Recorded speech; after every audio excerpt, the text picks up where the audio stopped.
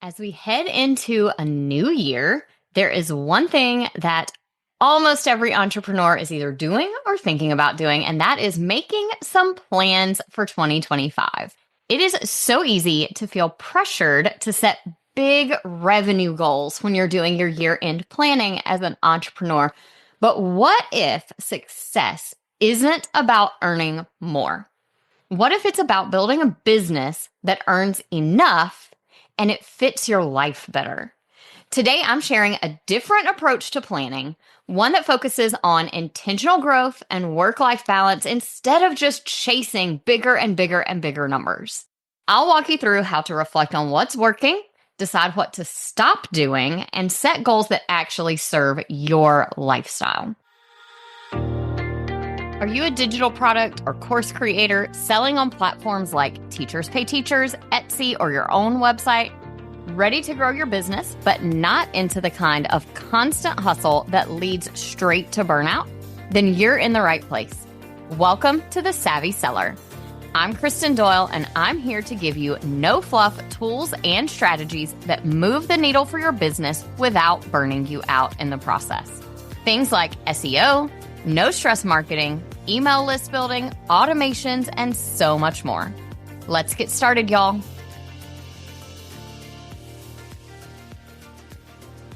When we think about planning for a new year, it is so easy to get caught up in revenue goals. But I want to share a little bit of what I learned when I took a very different approach to New Year planning last January. Last year, when my coach was asking me what my business goals were for 2024, my first thought was to think about revenue goals. What are the numbers? How much do I want to make in my business? And what I realized while I was thinking through that is that I really didn't want to make any more in my business than I made last year. I was doing great. I was proud of the amount that I was making. It was supporting my family. What I wasn't thrilled with the year before was the amount of work I was doing. So my goal last year was to make the same amount of money, but to work less hours. Now, to do this, I had to put some systems in place that made it possible to work less, but I also had to get really intentional about choosing to do other things during my workday. Things like going to kids' events at school, taking time out of the day for exercise, saying yes to lunch with a friend.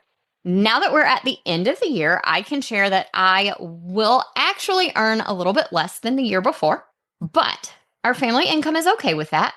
And what I realized is that by intentionally focusing this year on work-life balance instead of on growing and earning more, I love my business more than I ever have. I'm so excited about the things I have planned that are coming in 2025 in my business. And I am doing so much better as a person, a whole person, when it comes to my relationships with my family and my friends, my physical and mental health, and even as an entrepreneur. I've been reminded throughout the year in some very real ways that success isn't just about the numbers in your bank account. It really is about building a business that you enjoy and that serves your life. Success can sometimes mean business growth, but it can also sometimes mean creating space for life outside of your business. The only way I was able to come to that goal for 2024 was because I took time to do some big reflections. It's always important to reflect on the last year in order to plan for the next one. But to build a business that really works for you, you have to look at both the data, the numbers, and how you feel about what you're doing. And that is where I really saw something different. Looking at pure data doesn't tell the whole story. So look at both the numbers and how the work you're doing makes you feel. So, for example, as you're looking at your data, pull up your top selling products, note what they are, but also consider which products you really enjoy creating. Which of those top sellers are a drain on your energy? Do more of the things you love and less of the rest. One question to ask yourself is, which of the business activities that you're doing energize you? versus which ones drain you. Make yourself a list of each, kind of a pros and cons list almost. Which things that you do in your business do you love? Do they energize you? And then which ones just wear you out and drain you? That way you can focus your plans for next year on the things that are working for your business and feel good to you. Sometimes the hardest part of business growth is deciding what to stop doing. The reality is not everything that makes you money deserves your time. Likewise, not everything you're spending your time on is making you money. I have stopped doing a lot of things over the years in my business, and I wanted to share a few of them with you on this episode to hopefully give you some ideas, but also just to help you understand that it is okay to give yourself permission to stop doing something. So one example from my Teachers Pay Teachers store is a planner that I had in my store. Initially, it sold really, really well, and I was providing free updates every single year. The updates really didn't take that much time, but I dreaded doing them. Absolutely hated doing it. Well, over the years, as that planner got a little dated and other planners popped up, it slipped out of my top sellers. So this planner's not one of my top sellers anyway at this point, and I hated doing those updates. I would put them off and put them off and put them off, and it would be time for the school year to start, and I was just getting started making those updates when buyers were asking for them. So the solution for me was to go ahead one year and create the next 5 years worth of updates and to set an end date and just make people aware. This planner is now updated it's actually through 2025. So this next school year will be the last one. And then I won't be updating it anymore. So I've changed the description. I've changed the language around the forever updates. The purchase now goes through 2025 and won't be updated again after that. So that was a way to take something off my plate that I really did not enjoy doing. And over the years, it had stopped being one of my best sellers. So that time I was spending and that dread, that energy I was exhausting on it, really just wasn't giving me a return on investment anymore. Sometimes we need to either eliminate or automate tasks when they aren't helping our business. This is why I put my social media for my Chalk and Apples business on autopilot last year. And I'll share a link to a podcast episode where I went into detail about how I did that in case you want to do the same thing. But what I realized was it was really important for me to maintain a social media presence, but the time and energy I was investing on creating new content for social on a regular basis just wasn't paying off. In fact, most of the time, my older content, when I reposted it, performed better. So I put my social media on autopilot and I am reposting and recycling that old content now. So I don't have to spend my time and energy on it anymore. And it is still maintaining that social media presence for that business. A key question to ask yourself when it comes to figuring out what you need to stop doing is, what are those tasks that you constantly procrastinate and why are you putting them off? How can you change that? Whether you decide to eliminate a task completely or you choose to outsource it or find a way to automate it, if there's a task that you are constantly putting off, that is one of your biggest indicators that something's not right here and you maybe need to give yourself permission to make a change. Another question you can ask is, what are you doing in your business that you could stop doing that would create more work-life balance for you?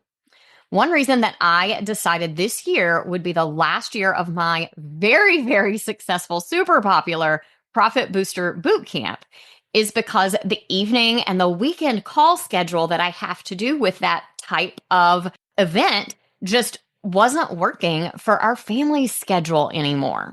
And so I gave myself permission to stop doing something that actually was really successful in terms of income and bringing in people to my audience, but just wasn't working for our family anymore. So we've reflected. We've talked about what to stop doing. It's time to set some goals. Instead of focusing all of your attention on setting those year-end big picture dollar amount goals, how much you want to earn for the year, let's talk about goals that you can actually control and that have some actionable steps. Think about those metrics that you control, the ones that will lead to sales and revenue. Things like how many products you want to create in the next year, or how many old products you want to update. Maybe you have a goal to grow your email list to a certain number or by a certain percent. Maybe you want to launch a course or products a certain number of times throughout the year. Think about those metrics that you can control, and then what actions can you take to achieve those goals? That might look like blocking off time in your calendar for product creation or updates. Maybe you're going to create a really great lead magnet and start running ads to it to grow your email list. If you have goals about launches, then map out a tentative launch schedule for the year right now, knowing that you might shift dates around a little bit, but try to map out at least what month, maybe even what half of the month you want to do your launches in, so that you have those on the calendar right now and can start planning for them as you get closer to those dates. Another question to ask yourself is, what specific actions will most impact your business while also supporting the lifestyle that you want? One of my goals for 2025 is to create more and better SOPs, standard operating procedures, for my business. And the reason that I want to do that is because I know that it will help reduce my own mental load, because I can just follow the SOP I already wrote instead of having to think about steps. But it will also help me be able to hand tasks off to team members or VAs when I need to do that. Think about framing the goals that you have around both your business and your personal life. What do you wish you had time for in your personal life, and how can you make that time? In 2024, I intentionally carved out time in my daily schedule while the kids were at school, which is what I typically think of as my work day, for fitness. I really wanted to get back into a gym and to start exercising again. And so I decided to carve out that time during the workday to go to the gym. It took months for me to stop thinking I don't have time for a workout today. And fortunately, I had a really great accountability buddy who pushes back when I text and say, I'm too busy today, I can't go, because she knows that this is something that I struggle with. So think about those things that you wish you had time for in your personal life. What can you move around in your schedule, or what can you cut from your schedule to make time for that? For me, it really came down not even to cutting things from my schedule, but to choosing to be intentional about going, and to picking an accountability buddy who goes to the same gym I do and telling her to push back. With those intentional goals in mind, you're ready then to create a focused plan for the year. Personally, I like to map out about a quarter at a time. I don't do well trying to map things out more detailed than that. So at the beginning of the year, what I like to do is choose one or two key focus areas for each quarter. And then at the beginning of each quarter, I can get more detailed and specific about what I'm going to do in those areas. The reason I say pick just one or two things each quarter is because you really need to avoid spreading yourself too thin.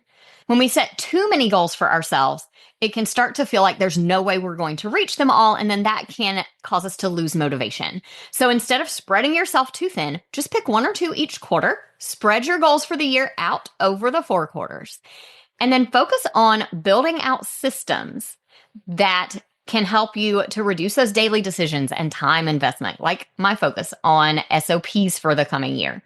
Take a look at what you can eliminate to create space for things that work better, and keep the focus on sustainable growth rather than the constant hustle.